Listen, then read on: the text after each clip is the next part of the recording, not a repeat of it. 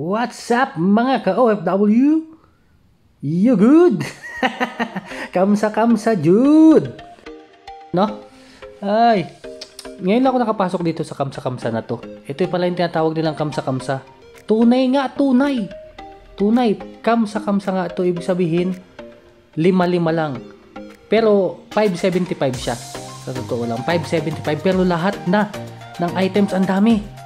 So, lumibot nga ako ng lumibot. Nilibot ko talaga siya. So, marami dyan. May perfume. Ayan, mga laruan ng bata. Ano pa? Mga dolls. Ang dami. Puro 5 lang. 5. Tapos, ito lang talaga yung pinunta ko dyan. Yan, no? Kasi meron akong frying pan na non-sticky. Yan ang ginagamit, kahoy. Ayan, no? Puro kitchenwares. Karamihan kitchenwares talaga ang dami. Pero meron din diyang grocery. Basta 575 lang dyan.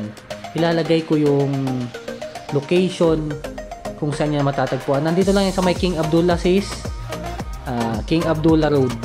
So makikita nyo yan dito sa malapit sa may sa may istasyon ng tren. Yung ginagawang bagong istasyon ng tren. So ang daming tao dyan nung pagpunta ko. So talaga pala din dayo yung kamsa-kamsa.